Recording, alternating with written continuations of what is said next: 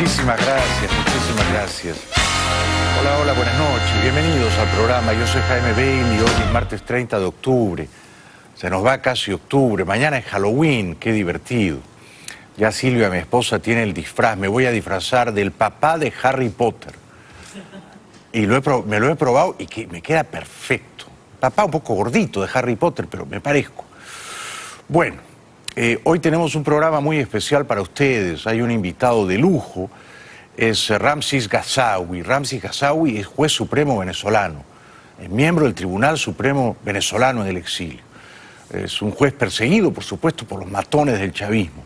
No se pierdan a Ramses Ghazzaoui. También voy a conversar con el brillante financista, inversionista y conferencista colombiano Alejandro Cardona, que acaba de dar un seminario creando riqueza con un éxito formidable.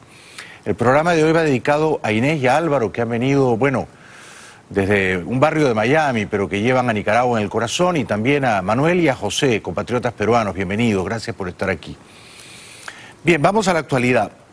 Ahora resulta que no hay una caravana migratoria de hondureños que está más o menos por el estado de Oaxaca, en México. Había luego dos, porque partió luego una segunda caravana de hondureños que ayer trataba de cruzar la frontera, trataba en vano de cruzar la frontera entre Guatemala y México. Pero resulta que ha salido, y todo esto es muy sospechoso, la verdad, ¿no? Yo ya veo a estas caravanas con creciente desconfianza, una tercera caravana migratoria desde El Salvador. Da la impresión de que la izquierda centroamericana, probablemente financiada por Caracas, ha querido distraer la atención, y lo ha conseguido, sobre los caminantes venezolanos que buscan la libertad en América del Sur. Ahora el foco de la prensa no está tanto en los caminantes venezolanos que se marchan hambreados, humillados de la dictadura que oprime a su país, sino en estas otras caravanas centroamericanas que ponen en jaque a los países de la región y principalmente a Trump, que desde luego no los va a recibir y que va a militarizar, ya lo hizo desde ayer lunes, la frontera. Imágenes de los cientos de migrantes tratando de cruzar hoy, martes, el río que divide a Guatemala de México. Esta es, advierto, la segunda, no la primera caravana. La primera caravana ya entró a México, ya pasó Chiapas, está cerca de llegar al DF. Esta es la segunda caravana que estaba teniendo dificultades en entrar a México. Cientos de migrantes hondureños se lanzaron el lunes al caudaloso río Suchiate, fronterizo entre Guatemala y México. Su objetivo es ingresar a suelo mexicano para seguir hacia Estados Unidos. Yo vengo por darle un futuro a mis hijos, que no se me hagan delincuentes, que no se me hagan vagos, que no roben ni maten. Pero no es que me voy a ir y a la hora me iban para Honduras, no. Las autoridades mexicanas habían blindado su frontera con policías antimotines, lanchas de la Marina y soldaron púas en los portones metálicos del puente para disuadir a los migrantes, pero el bloqueo no resultó efectivo. Nosotros como autoridades vamos a garantizar irrestrictamente sus derechos humanos, así como ustedes deberán de respetar irrestrictamente las leyes de nuestro país. Bueno, la verdad que las autoridades fronterizas son el hazmerreír, son una caricatura. Primero dicen no pasan y luego pasan. O sea, ¿dónde queda el respeto a la ley? Esta señora decía, yo no quiero que mis hijos sean delincuentes. Me parece un noble deseo, pero los está educando en que uno puede entrar en un país a las bravas, pateando la puerta, descolgándose por la ventana, apedreando a los gendarmes que se los impiden. Entonces, a mí me parece que estas caravanas migratorias hay que repensarlas, ¿no? Yo no creo que sean tan despistados o tan desinformados los hondureños principalmente, pero también se han sumado guatemaltecos y ahora, hoy martes, salvadoreños. No creo que estén tan mal informados como para ignorar que aquí en los Estados Unidos hay un presidente que no los va a dejar pasar. Entonces, esto va a tener un final aciago, infeliz, a buen seguro.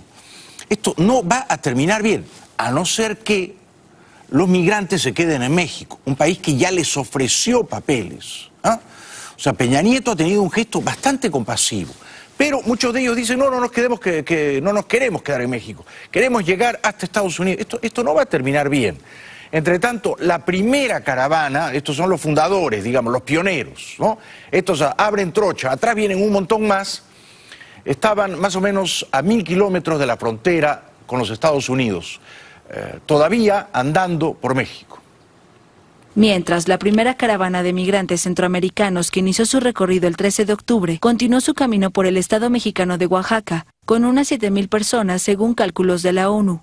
Por su parte, el Pentágono informó el lunes que enviará más de 5,000 efectivos a la frontera entre México y Estados Unidos. Además, el presidente Donald Trump reiteró sus advertencias a la caravana de migrantes, a la que calificó de invasión y afirmó que los militares los están esperando. Y sí, los militares los van a estar esperando, ya están entrenándose en la frontera entre El Paso y Ciudad Juárez desde ayer lunes. Trump ha despachado 5.200 hombres, armados hasta los dientes. Ha despachado aviones, ha despachado helicópteros, o sea, no van a poder entrar. Una cosa es que hayan entrado a México porque Peña Nieto dio la orden de que los dejaran pasar, pero aquí no van a entrar, no van a entrar. Entonces, esto no va a terminar bien. Trump, por supuesto, endurece su retórica, él tiene que ser fiel al personaje que ha construido. Estamos a una semana de las elecciones de medio término. Trump no puede desmontar el personaje político que ha construido y decir, oh, que vengan estos muchachos que nos invadan, son 7,000 más 3,000, van a ser 10,000, no respetan nuestras leyes, pero son bienvenidos. No lo va a hacer. Donald Trump cumple su promesa de militarizar la frontera de Estados Unidos con México ante el avance de las caravanas de migrantes centroamericanos. Washington ha anunciado que enviará esta misma semana a miles de militares a la frontera. La operación, bautizada como Patriota Fiel, incluirá el despliegue de 3 batallones de ingenieros de combate, tropas especializadas en aviación, así como helicópteros con visión nocturna. Al finales de esta semana desplegaremos más de 5.200 soldados en la frontera suroeste. Y esto solo es el comienzo de la operación. Seguiremos ajustando la cifra, pero sepan que esos soldados se sumarán a los 2.092 de la Guardia Nacional, que ya forman parte de la operación de apoyo que ha sido muy eficaz. Y esto va a terminar mal, son 5,000 soldados, más 2,000 guardias, son 7,000 hombres armados de un lado, y son más o menos 7,000, 8,000, 10,000 migrantes, principalmente hondureños, del otro lado. Esto va a terminar mal.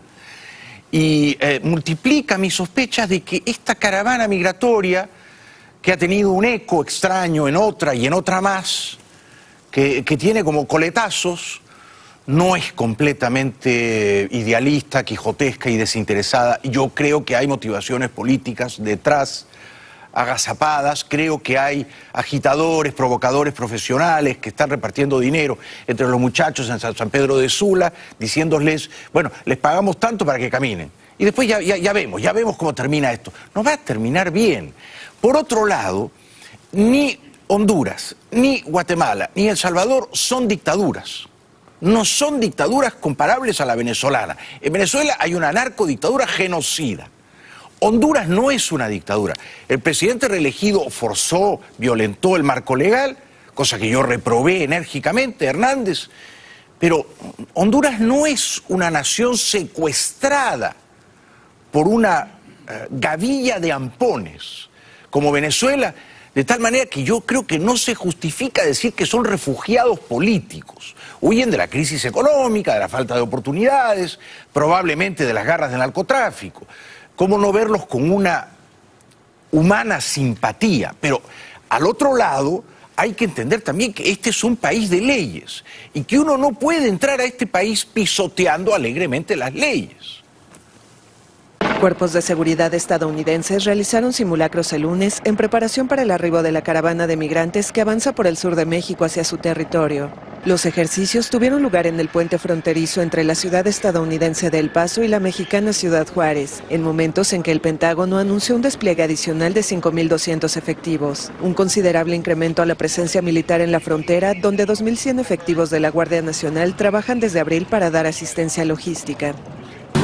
Un gobierno y el pueblo nos están aterrorizando.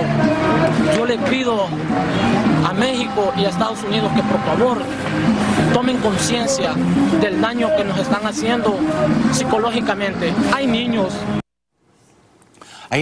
hay centenares de niños. Y en mi opinión es una barbaridad someter a los niños al calvario de caminar miles de kilómetros. Ya ha muerto un hondureño en refriegas con la Guardia Fronteriza mexicana. O sea, ya hemos visto ayer lunes las imágenes de un montón de migrantes con los rostros cubiertos, encapuchados, arrojando piedras, palos, petardos a los gendarmes, a las fuerzas del orden. O sea, esto no está bien. Yo estoy a favor de la migración, sí. ¿Esta es una nación de inmigrantes? Sí. Yo creo que los inmigrantes contribuyen, enriquecen, suman, sí. Pero las cosas hay que hacerlas con arreglo a ley. No sabemos si estos muchachos están pagados por la izquierda hondureña, por la izquierda venezolana. No sabemos si algunos de ellos tienen antecedentes penales. No sabemos si han vaciado algunas cárceles y nos están enviando criminales. No sabemos nada. Entonces, hay maneras de hacer las cosas, ¿no? Hay maneras de hacer las cosas. Y uno tiene que entender también los resquemores de los Estados Unidos, que dicen, pero es que no puede venir una caravana de 10.000 personas y los dejamos pasar a todos, y les damos papeles, porque luego van a venir 100.000 más. Entonces, hay que buscar un equilibrio, ¿no? Yo dije la otra noche, recíbanlos, no los aporreen, que descansen, que coman, que sientan un trato humanitario, empadrónenlos, hagan un censo, pónganlos en lista de espera, y luego súbanlos a un avioncito y los mandan de regreso a Honduras. Y de aquí a un año que se presenten en el consulado americano, en Tegucigalpa, en Honduras, con certificado de antecedentes penales, con la capacidad de pasar un examen mínimo de comando de fluidez en el idioma inglés. Porque si uno quiere mudarse a un país a trabajar, tiene que saber hablar la lengua de ese país. Si pasan esos controles, a lo mejor finalmente los recibimos acá. Pero las cosas hay que hacerlas respetando el marco legal. Este es un país de leyes. Cuando usted y yo llegamos aquí, provenientes de un viaje internacional, y hay una cola de 200 personas, ¿qué hacemos? A nadie le gusta hacer la cola de 200 personas y perder hora y media en el aeropuerto, ¿verdad? Pero uno tiene que seguir las normas migratorias, aduaneras, las colas, responder a las preguntas, llenar el formulario. Uno no puede decir, no, es que yo estoy apurado, yo salgo en televisión, soy famoso, y tomas un atajo y... No, uno no puede descolgarse así graciosamente en un país y decir, yo entro como me da la gana de entrar. No, no. O sea, incluso si eres ciudadano de Estados Unidos, para volver a este país, regresas subordinado sometiéndote a las reglas. Todos acatamos las reglas, los ciudadanos de este país también.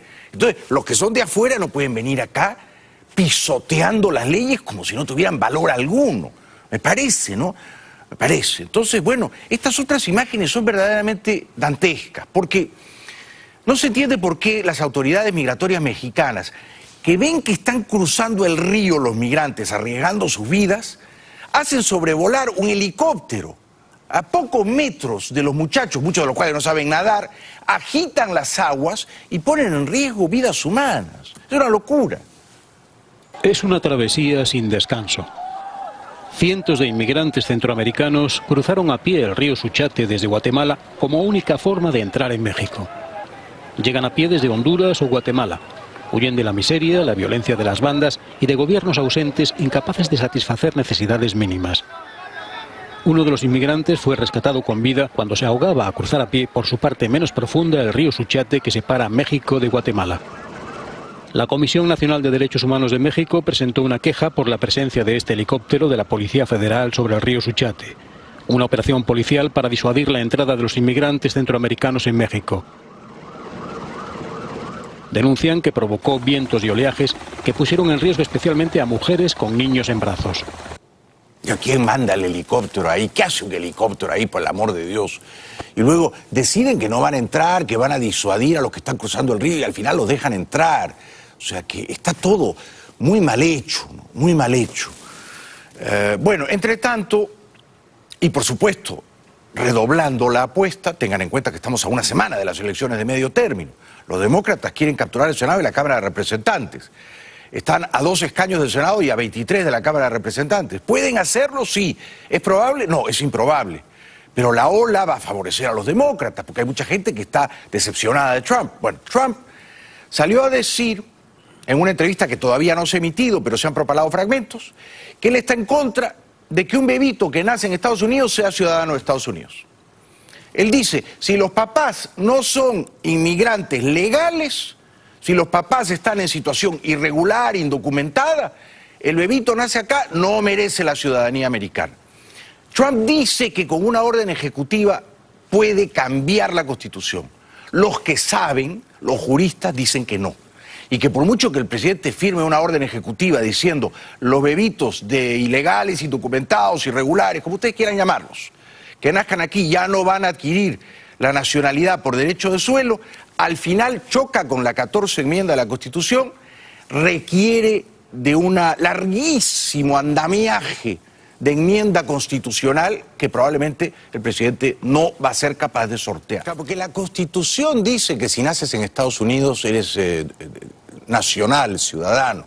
Entonces lo que está planteando Trump está en abierto desafío a la Constitución. Y no basta con una orden ejecutiva. Él dirá sí basta, pero no basta. Los juristas dicen que no. Y prominentes líderes republicanos le han dicho es una muy mala idea, y yo creo que es una muy mala idea. Es una muy mala idea, ¿no? Porque uno no puede convertir en víctima de las riñas políticas a una vida recién nacida, ¿no?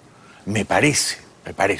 Otra cosa es decir, bueno, si los papás están en situación irregular, tendrán que encontrar la manera de subordinarse a la ley sin seguir quebrantándola. Pero esta es una larga tradición que no conviene, me parece a mí, interrumpir. Además, el presidente, que tiene una relación tan elástica con la verdad, tan promiscua con la verdad, dice, esto es ridículo, somos el único país del mundo. Eso no es verdad. Hay por lo menos 30 países, incluyendo Canadá, incluyendo México, donde si la mamá y el papá están en situación irregular o indocumentada y el bebé nace ahí, adquiere inmediata y automáticamente la nacionalidad. Así que no es ni tan ridículo ni tan infrecuente, ¿no? O sea, yo creo que la lucha política tiene que terminar ahí donde comienza una vida humana. Ahora, es verdad que, por ejemplo, hay un montón de madres embarazadas chinas, un montón, que vuelan a California o al estado de Washington o al estado de Oregon y que dan a luz. Sí, y no se quedan luego a vivir ahí. Bueno, si son personas de dinero, a lo mejor compran un apartamento, van y vienen, ¿no? Van y vienen. Lo cual, por supuesto, sube el precio de la vivienda. En Vancouver, en Portland, en Seattle, en San Francisco, en Los Ángeles. Pero ya a mí me parece que es un acto de amor a este país, ¿no? Si una pareja de chinos que no son residentes en Estados Unidos quieren que su hijita, además de ser china, sea estadounidense, bueno, yo no veo ahí cuál es el problema. ¿Cuál es el problema, no? Pero, en fin, el presidente Trump no coincide en esto con mi punto de vista y él quiere que esto se termine. Insisto, en esta batalla tiene todas las de perder. En la otra, con la caravana migratoria, tiene todas las de ganar. Pero acá choca con la Constitución. Pero, y esto realmente ya parece surrealista, real maravilloso, Macondo, surge una tercera caravana migratoria en San Salvador. Decenas de migrantes salvadoreños comenzaron el martes a cruzar la frontera entre Guatemala y México. Su objetivo es llegar a Estados Unidos, imitando a miles de hondureños que transitan por territorio mexicano. El cónsul de México en Guatemala, Mauricio I. Duarte, explicó a los salvadoreños que podrán solicitar refugio o permiso para transitar libremente.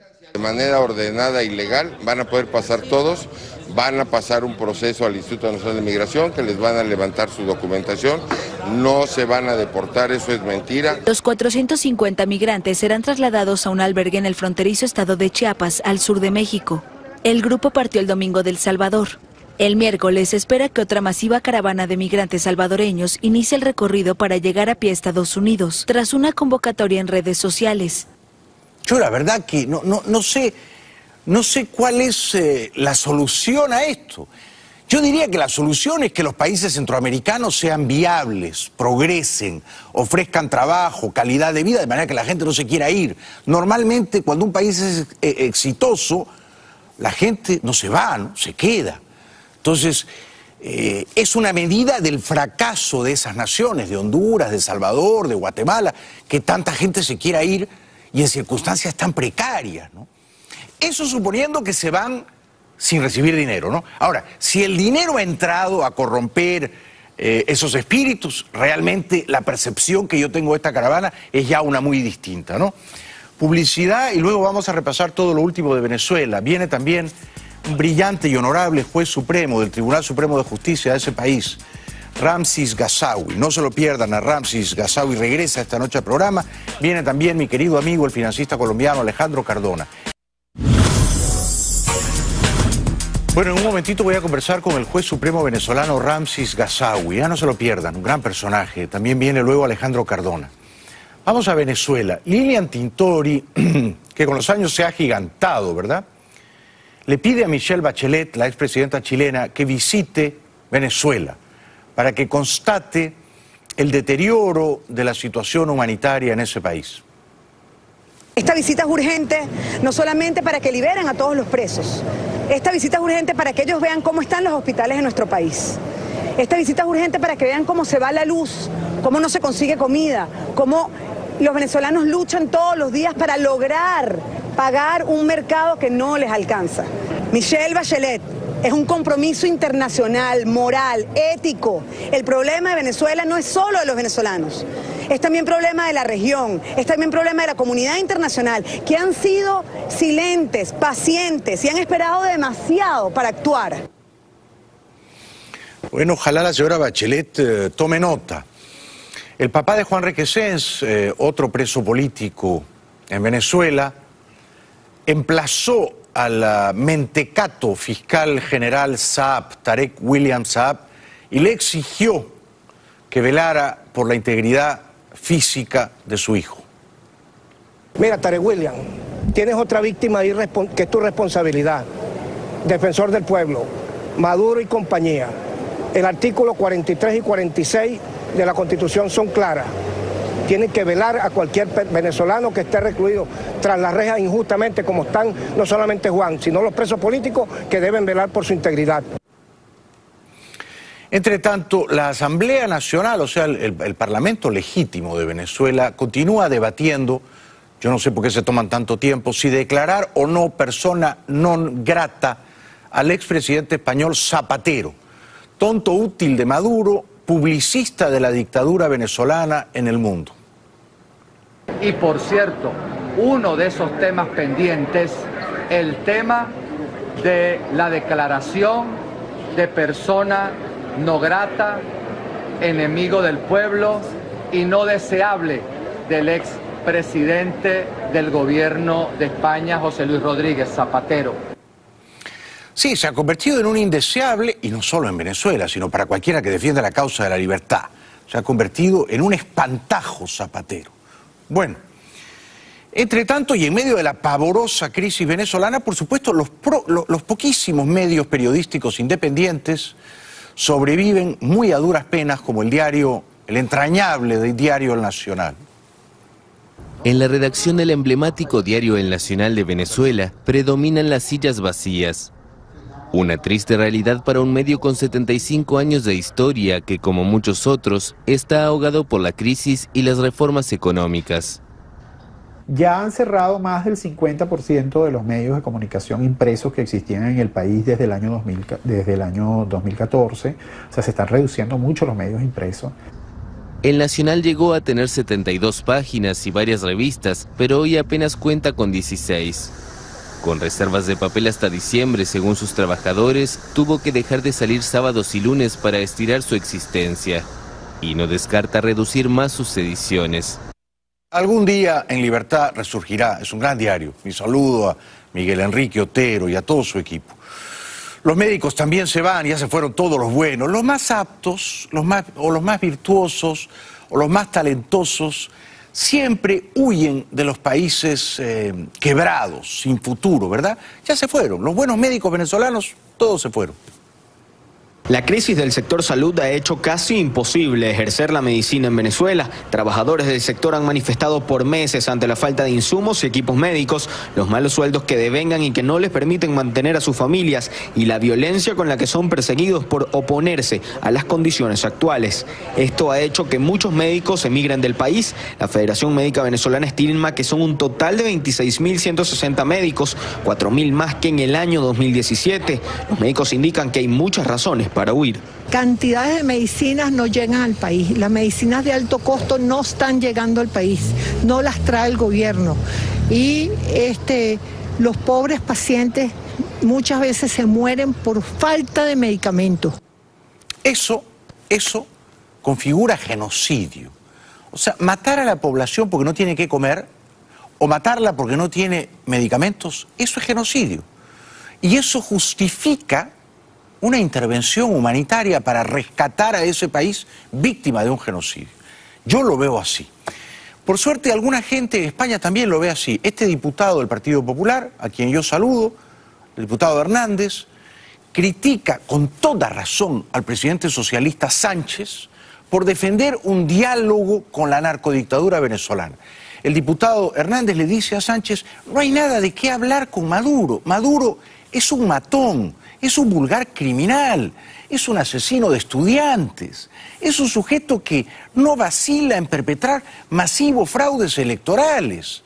¿De qué vamos a hablar con el usurpador del poder, con el sujeto que ha encadenado a una nación, con el secuestrador? No hay nada de qué hablar con el secuestrador, hay que romper las cadenas. Bueno, porque Pedro Sánchez no hace más que colocarse en el lado erróneo de la historia. ¿Cómo puede pedir que se abra un canal de diálogo con Maduro, con un narcodictador? ¿Cómo puede pedir en la Unión Europea que le sirva de paraguas, fíjese hoy que está lloviendo en Madrid, para que él tenga un papel de diálogo?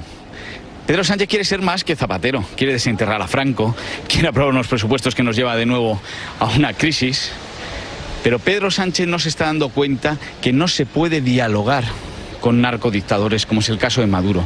Y por eso esta iniciativa, para que se conceda un estatuto temporal a los venezolanos que están huyendo de la gran prisión que es Venezuela, y luego que la Corte Penal Internacional investigue los crímenes de lesa humanidad. Muy bien dicho, señor diputado Hernández, muy bien dicho. Él ve con pavor, o por lo menos con alarma, que el presidente socialista Sánchez le haya abierto las puertas del poder a la izquierda chavista española de Podemos. Una izquierda chavista española que en su día fue masivamente financiada por Chávez. Nosotros ya estábamos preocupados por Venezuela antes de que existiera esa relación entre el PSOE y Podemos. Podemos es el hijo natural de Chávez. Le ha financiado. Todos han hecho sus proyectos políticos que ahora quieren traer a España, los han desarrollado en Venezuela. Nosotros estamos preocupadísimos porque Pedro Sánchez le está abriendo la puerta a Podemos. Le está abriendo la puerta a que esto un día pueda ser Venezuela. La Venezuela actual. No va a ocurrir. Estoy convencido de que no va a ocurrir. Los españoles son lo bastante juiciosos como para evitar que el chavismo antidemocrático capture el poder. El próximo presidente de gobierno en España va a ser Albert Rivera. Este es mi pronóstico. Bueno, y si no es Rivera, que sea Pablo Casado. Pero que Sánchez se vaya a su casa cuanto antes, que deje la Moncloa tan pronto como sea posible. Entre tanto, las autoridades migratorias colombianas dicen que ya hay más de 1 millón de venezolanos en ese país. Migración Colombia tiene una cifra estimada de 1.032.000 migrantes venezolanos que ya han entrado a todas estas partes del país, y en cada una de las regiones pues están calculando unas cifras que son también complejas de estimar. Ustedes bien saben que hay un fenómeno de caminantes y de personas en tránsito hacia el sur del continente. Bueno, María Corina Machado describió con absoluta exactitud al memo de Zapatero. Memo, yo le digo memo a Zapatero. Aquí todo el mundo sabe lo que está pasando. Hay gente que no se atreve a decirlo, que quiere mirar para otra parte. O como el señor Zapatero, que pretende acallar estos bríos y estas fuerzas que tenemos los venezolanos. Y María Corina también se pronunció sobre la crisis, la dantesca crisis humanitaria en su país. Un país del cual ella no ha huido y no va a escapar. Y esos son los mismos que dicen que en Venezuela no hay hambre. Esos son los mismos que dicen que aquí hay comida para exportar a no sé cuántas naciones. Pero esos son los mismos que, como acaba de confirmar la Procuraduría Mexicana, se robaron la plata de la comida y de la clave. Y esos son los mismos que están mandando comida que en México se considera no apta para los niños mexicanos, pero que sí se la mandan a los niños venezolanos, envenenando a nuestros niños, vale, vendiendo con sobreprecio, haciendo unas fortunas obscenas con el dinero de la comida. Obscenas en efecto, obscenas en efecto. Hoy leía en la prensa española un reportaje que me dio escalofríos. Raúl Gorrín. Raúl Gorrín es uno de los grandes magnates venezolanos, ¿no? Coludido, por supuesto, con la dictadura. No tiene escrúpulos en hacer negocios con esa narcodictadura. Raúl Gorrín ha encontrado la manera de darles a los 3 hijos biológicos de Cilia Flores, la esposa de Maduro, no son hijos de Cilia con Maduro, son hijos de Cilia con un señor Gavidia. Los 3 muchachitos Gavidia Flores, no confundir con los narcosobrinos que están presos, no, son 3 hijos biológicos de Cilia. A cada uno de ellos Raúl Gorrín le dio $200 millones. 200, eso está probado, se puede documentar. ¿De dónde sale esa plata? De PDVSA, por supuesto, ¿no? De PDVSA. Pero que no digan luego que son revolucionarios, que son socialistas, porque no, son capitalistas, son burgueses, escondidos en el closet, sus capitales, por supuesto, mal habidos, mal amasados, pero son capitalistas. Son grandes, voraces capitalistas, son ladrones de corbata. Cada uno de los hijitos de Cilia, y van 3, son $600 millones, cada uno tiene $200 millones, fina cortesía del padrino Gorrín, el que compró Globovisión. Publicidad, y voy a hablar de Venezuela con un señor muy honorable, juez supremo de ese país, Ramsis Ghazzaoui. No se lo pierdan, ya volvemos. Bienvenidos de vuelta al programa. Nos visita el juez supremo venezolano Ramsis Ghazzaoui. Un aplauso para él, por favor. Gracias. Bienvenido, bienvenido. ¿Cómo has estado? Gracias, sé que has estado en Buenos Aires y en Bogotá recientemente. ¿Cómo te fue? Bien, estuve haciendo, Jaime, algunas visitas institucionales, dando a conocer el tema del Tribunal Supremo en el exilio, reunido con gente del Congreso en Argentina, y después pasé a Bogotá, donde también tuve una reunión con los senadores, y bueno, trabajando siempre por lograr la libertad de Venezuela. ¿Se reúnen ustedes los 33 magistrados o una parte de ellos? Sí, nos reunimos siempre. De hecho, tenemos... ¿Con qué frecuencia? Mira, por lo menos cada 10 días, 15 días estamos reunidos, y más con el tema de la sentencia de Maduro, sí, que acaba de salir el día de ayer. Y bueno, estamos siempre... de esa sentencia, ¿en qué consiste exactamente? Esta es una sentencia, como supiste, nosotros tuvimos un juicio que fue incoado a instancia de la señora fiscal Luisa Ortega Díaz, sí, que se encuentra en Bogotá, y bueno, tuvimos comenzamos el proceso con la ayuda del Congreso colombiano, hicimos las sesiones del juicio contra el presidente, y ahora expresidente Maduro, ¿verdad?, en el Senado de Colombia, y bueno, tuvimos una serie de audiencias, y al final, después de todo un proceso donde se mostraron las pruebas por parte de la Fiscalía y bajo la defensa también de Maduro, encontramos al señor Maduro culpable por el delito de corrupción propia y legitimación de capitales. Y en consecuencia se determinó que dejaba de ser jefe de Estado. Maduro, el día de hoy, Jaime, es un delincuente, lo sabemos, pero al día de hoy Maduro ya no es presidente de la República. Ustedes lo han destituido. Nosotros lo hemos destituido. Lo ha removido del cargo. Expresamente, sí, en la dispositiva de la sentencia se establece que Maduro ya no es presidente de la República de Venezuela. Se insta a las Fuerzas Armadas en Venezuela a que lo detengan y lo pongan a la orden del tribunal. Esto es muy bueno, es muy alentador. Muy bueno, sí. Y además se suma a lo que ya había decidido tiempo atrás la Asamblea Nacional cuando declaró abandono de cargo por parte de Maduro. En el año 2017 la Asamblea Nacional declaró el abandono del cargo, que es una especie de juicio político, pero que tiene los mismos efectos. Claro. El efecto es que simplemente ya Maduro no es presidente. Correcto. Y en ambos casos, tanto en el caso de la Asamblea como en el caso de ustedes, la Corte Suprema, el Tribunal Supremo, Maduro deja de ser jefe de Estado porque ha cometido unos delitos, ¿verdad?, sí, que justifican su remoción del cargo. Claro, es un delincuente sentenciado, y en este caso por delitos de corrupción propia. Estamos hablando, Jaime, en el caso de Brecht, esto viene de atrás, esto viene, esto viene del caso Lava Jato en Brasil, y de las conexiones que tuvieron, que la fiscal tuvo la oportunidad de recoger alguna información de ese caso, lo trajo a Venezuela. Pero además es la punta del iceberg, ¿no, Ramses? Es algo mínimo, claro. Es algo mínimo. Ahora, digamos, no se desprende de lo anterior, no sería una consecuencia lógica que ustedes, el Tribunal Supremo del Exilio, que ya han removido a Maduro del cargo, nombren a un presidente constitucional de Venezuela? Nosotros realmente, fíjate ¿O no está dentro de las atribuciones del tribunal? En la Constitución venezolana, y hablo de la Constitución, ni siquiera hablo de la ley, hablo de la Constitución, se establece la posibilidad de que la Sala Constitucional, en el control concentrado de la constitucionalidad que tiene la misma, la Sala, pueda declarar la omisión legislativa o la omisión por parte de alguna autoridad, valga decir el Congreso o algún poder o alguno de los poderes públicos. Pues la Sala Constitucional podría, bajo instancias de parte, declarar que hay una omisión por parte de la Asamblea de nombrar algún gobierno.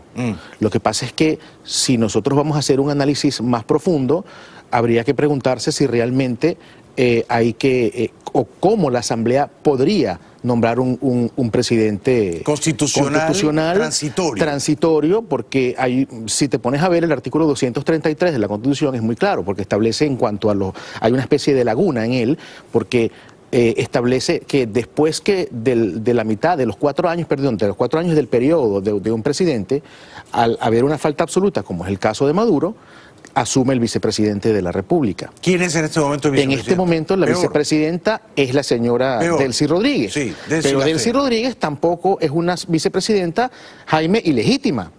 Porque Delcy Rodríguez viene de ejercer la presidencia de una asamblea constituyente también ilegítima. ¿Y entonces cuál es la salida? La salida tendría que ser, y hablo no en nombre del tribunal, hablo yo como jurista, como ciudadano venezolano y como abogado, yo te diría que habría que hacer una especie de interpretación por parte de la Sala Constitucional del Tribunal Supremo de Justicia para ver cómo es la sucesión en el cargo. Por ejemplo, en la Constitución del año 61, la anterior a la del 99, se establecía que el presidente de la Asamblea, en el que entonces Congreso Nacional, asumía por un tiempo... ¿Tendría sentido eso, no? Tendría sentido. ¿Quién es el presidente de la Asamblea? ¿Barbosa? El señor Omar Barbosa. Claro. El doctor Tendría Omar sentido Barbosa.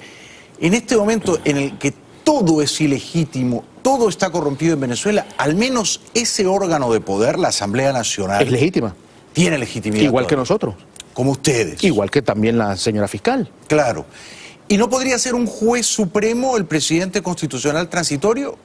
¿O eso no está contemplado en la Carta Magna? En principio no está contemplado. No está contemplado. En principio no está contemplado. Pero entonces no son ustedes, es la Sala Constitucional. Es la Sala Constitucional del tribunal que formamos parte, que debería, por cierto, Jaime, te comento, hay alrededor de 5 o 6 peticiones de nombramientos de gobierno en el exilio por nuestra parte. ¿Tú estás en la Sala Constitucional? No, yo estoy en la Sala Político-Administrativa. ¿Cuánta gente está? ¿Cuántas personas son en la Sala Constitucional? Son 7 personas. 7. Son 7 personas. ¿Y están deliberando? Están deliberando, sí, están viendo. ¿Tú qué les aconsejas? ¿Que decidan qué? Yo pienso que... Algo tienen que decidir. Ellos van a decidir. Claro. Yo estoy seguro que van a decidir porque no pueden omitir justicia. No. Sí, pero ellos van a decidir. Yo pienso que la Sala Constitucional tiene que hacer, como te digo, una interpretación y ver quién sucede. Lo importante, Jaime, es que la Sala Constitucional no va a decir Jaime Bailey va a ser el presidente de la República de Venezuela. No. No, va a decir... Señoras Asamblea, ustedes... Claro, la decisión final la toma la Asamblea. Ustedes deben de nombrarlo. Nómbrenlo. Ustedes decidan quién. El presidente de la Asamblea o una persona que elija la Asamblea. Acuérdate un miembro de la Asamblea. Bueno, pues recuerda el caso de Carlos Andrés Pérez, Jaime, cuando asumió el presidente del Congreso para ese entonces, el señor Octavio Lepage, y después se nombró, al cuestión de un mes, algo así, si mal no recuerdo, al señor Ramón J. Velázquez, al doctor Ramón Velázquez. Sí. Pues podría ser justamente el presidente Barbosa que asuma una especie de transición y se nombre a un diputado o algún político o alguna persona que pueda o que cumpla pues con este importante cargo en este importante tiempo, porque la transición es muy importante. Ahora, no sé si tú sabes, pero yo soy un partidario de usar la fuerza nacional o internacional, multilateral, para sacar a los matones, a los criminales que han usurpado el poder en tu país, ¿no? Los genocidas, como lo llamo yo. Genocidas, sí, correcto. Es una descripción más exacta. Entonces, ¿no correspondería que ustedes, Tribunal Supremo, o la Asamblea Nacional, dijeran que dadas las circunstancias de genocidio imperantes en tu país de origen, se autoriza el uso de la fuerza internacional para rescatar a esa nación oprimida, depauperada? ¿Pueden ustedes hacer algo así? O sea, dar luz verde. Porque el Consejo de Seguridad de Naciones Unidas, donde están Rusia y China, no lo va a hacer. No. Pero ustedes podrían dar luz verde al uso de la fuerza para rescatar las libertades perdidas, ¿o no? Yo pienso que no. Nosotros no somos un tribunal que vamos a... O sea, yo pienso que tenemos que guardar las formas, y la forma significa ser...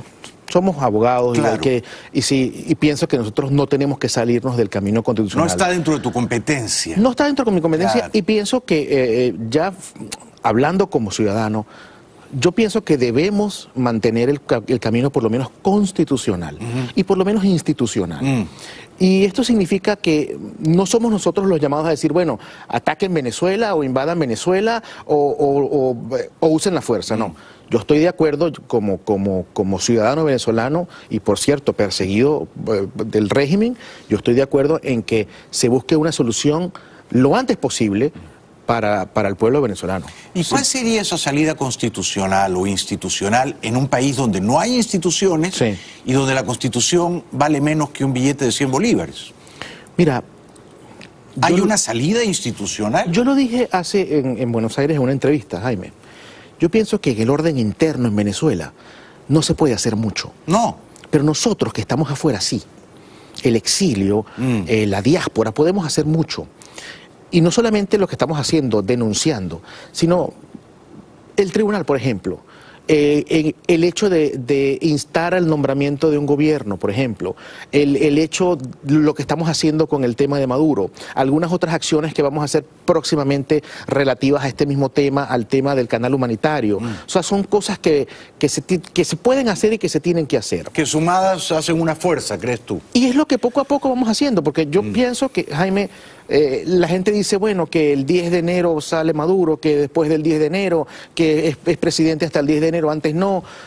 ¿Y por qué ponen la fecha de 10 de enero de 2019? Pues su mandato no comenzó el 10 de enero de 2013. No, entonces, claro. Él ganó las elecciones en abril de 2013. En abril, pero claro, en teoría termina el 10 de enero. Correcto. Pero si vamos al tema de la sentencia, Maduro ya no es presidente. No, claro. Ya no es presidente. Claro, no termina en enero, ya terminó. Ya expiró. Y aparte, Jaime, el pueblo no aguanta hasta enero. El pueblo no aguanta más hasta enero. O sea, una situación, es un drama, es algo dramático. O sea, entonces, pero si es tan dramático, ¿por qué te opones al uso de la fuerza? Por seguir la institucionalidad. Yo creo en la institucionalidad. O sea, por ejemplo, si Bolsonaro te llama y te dice, Ramsis, voy a entrar. No va a ocurrir, pero voy a entrar. ¿Tú le dirías no? Yo le diría que busque un canal humanitario. Claro, no es la manera. No es la manera, la fuerza. No es y la si manera Almagro te llama y te dice, ¿qué te parece si me han llamado a la Casa Blanca, me están consultando? Si la OEA emite una resolución autorizando el uso multilateral de la fuerza para una intervención humanitaria, pero con tropas en tierra. Es claro, sí. ¿Tú también le dirías no, mejor no? No, sí, en ese caso sí. Si hay pienso que si hay una fuerza multilateral, si hay un consenso, si hay algo de varios países, incluida la OEA, incluida también la ONU, pienso que una intervención humanitaria, que lógicamente una intervención humanitaria por detrás conlleva una intervención militar, claro que sí, sin duda alguna. Ahí sí. ¿Has hablado con Almagro? Muchas veces. Almagro fue a Cúcuta y dijo, no descartemos el uso de la fuerza, y le cayeron encima todos, ¿no? Lo mismo que ha dicho Trump. Sí. Lo mismo que ha dicho Trump, lo mismo que han dicho muchas personas. Sí. Cada vez uno ve la fuerza o la intervención militar como una salida más rápida. Pero inconveniente a tus ojos. Inconveniente a mis ojos. Yo pienso que una intervención humanitaria verdadera como estamos acostumbrados a verla, Kosovo y tal, este tipo de cosas, África, podría llegar a funcionar, porque yo pienso, Jaime, que lo que falta en Venezuela es una chispa. Sí, para que se encienda la pradera. Para que se encienda la pradera, como lo llamas tú. Es una chispa mínima. Como ocurrió con la primavera árabe, ¿no? Claro, todo ocurrió porque mataron a un vendedor de alimentos en un mercadillo y la gente dijo basta. Basta. Ya no más. Y pienso que en Venezuela puede pasar lo mismo. Fue simplemente una chispa. Una chispa en la frontera, una chispa inclusive en los cuarteles. Sí. Que sabemos que hay partes de los militares que están en desacuerdo, gran parte. Bueno, hay de 200 a 300 militares presos en Venezuela. Es muchísimo, ¿no? Es mucho. ¿Y algunos de los jueces supremos están presos? ¿Habían arrestado a uno, pero lo soltaron? Habían arrestado a Ángel Serpa y lo habían torturado, pero salió, ahora se encuentra en una situación normal en Venezuela. Hubo otro que había renunciado, que dijo que lo obligaron a renunciar. Me imagino que también lo torturaron y tuvo que decir eso. Y han habido otros magistrados que han salido, que no intervinieron en esta formación del Tribunal Supremo de Justicia en el exilio. Y bueno, somos 25 actualmente, que son los 25 que ¿Dónde está la mayoría? Estamos acá. Sí. Bueno, me quedo descorazonado. Esta es mi última pregunta. Si hubiera un alzamiento militar y sacan a los genocidas del poder y te llaman y te dicen vamos a constituir un gobierno de personas honorables, integrado por algunos miembros de la Asamblea, algunos miembros del Tribunal Supremo de Justicia, y te invitan, ¿tú aceptarías? Sí, aceptaría porque tengo el tiempo desde que fui nombrado magistrado luchando contra el régimen. Correcto. Y antes ya venía también. Tienes toda la credibilidad moral, ¿no? Y tengo la credibilidad moral y tengo todo el ánimo de buscar la libertad y rescatar sobre todo la institucionalidad en Venezuela, que está perdida. Claro. Cuando uno viaja, Jaime, afuera, ahora en Buenos Aires, en Bogotá que estuve, es algo, uno le pregunta a los chicos de 25 o de 30 años para abajo, ¿quieres volver a Venezuela? Si Maduro sale mañana, ¿quieres volver? Y lamentablemente te dicen que no. Que no quieren, que no quieren saber yo quiero volver mañana mismo. Y no quieren volver porque, Jaime, pero es que son 20 años de régimen, 20 años de dictadura, 20 años de desidia, de catástrofe, de robo, de saqueo.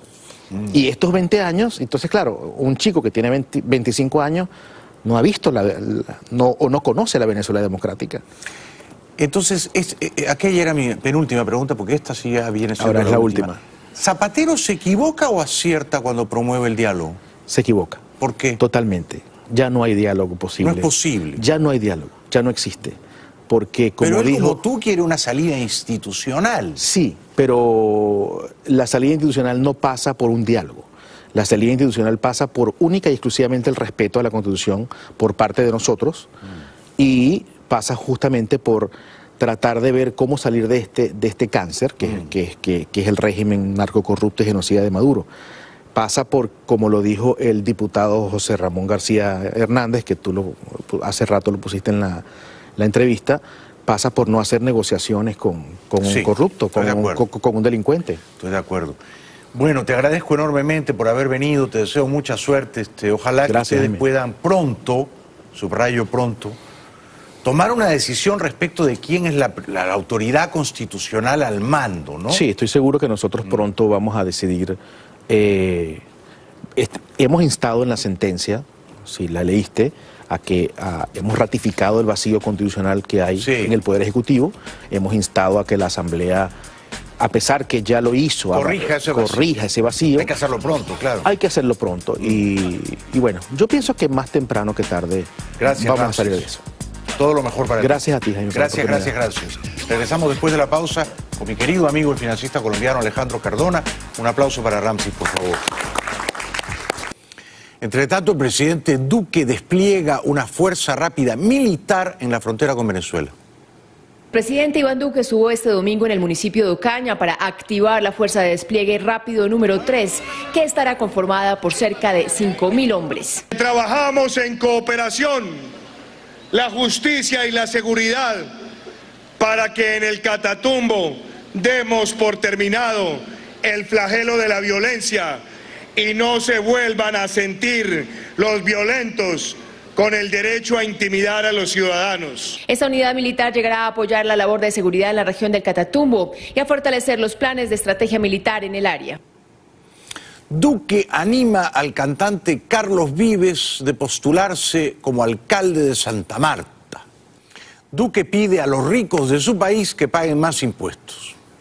Ante un auditorio de expertos en inversión, el presidente Iván Duque dijo hoy que la ley de financiamiento que llevará mañana al Congreso está dirigida a poner a pagar más a los ricos y a hacer un régimen tributario ágil para los generadores de empleo. Y notificó que no va a afectar a la clase media.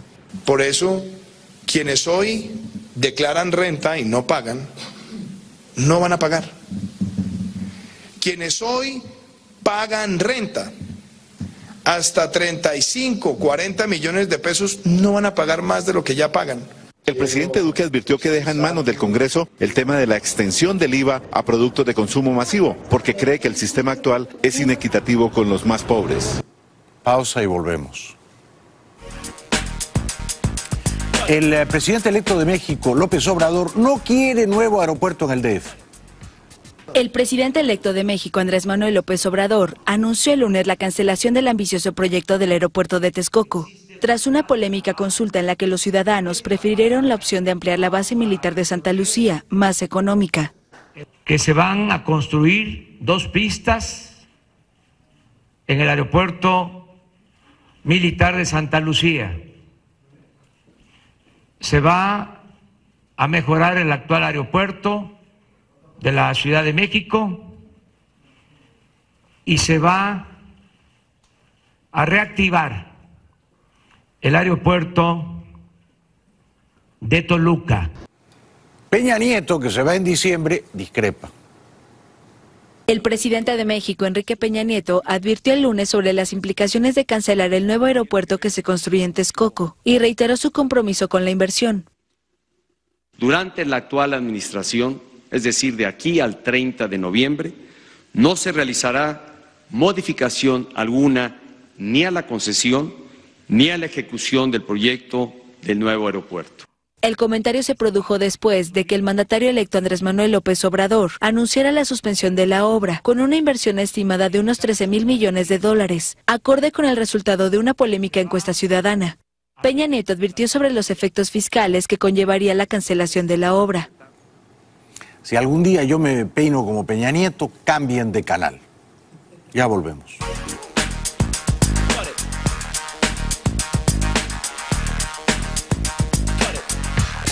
Bueno, muchas gracias por vernos, muchas gracias a la gente que vino, a Álvaro, a Inés, a José, a Manuel, a Angelito, que es un accionista poderoso acá en SBS. Y por supuesto a Ale, ¿no? A Alejandro Cardona, a Miguel, ya somos una familia aquí. Erwin, que es un gran productor, tiene la agenda copada hasta enero del próximo año. Isi, que es la jefa, y el señor de los Santos, mi camarógrafo estrella, aparte de Arnaldo, ¿no? El señor de los Santos, que algún día va a tener casa en La Romana. Gracias, buenas noches, hasta mañana.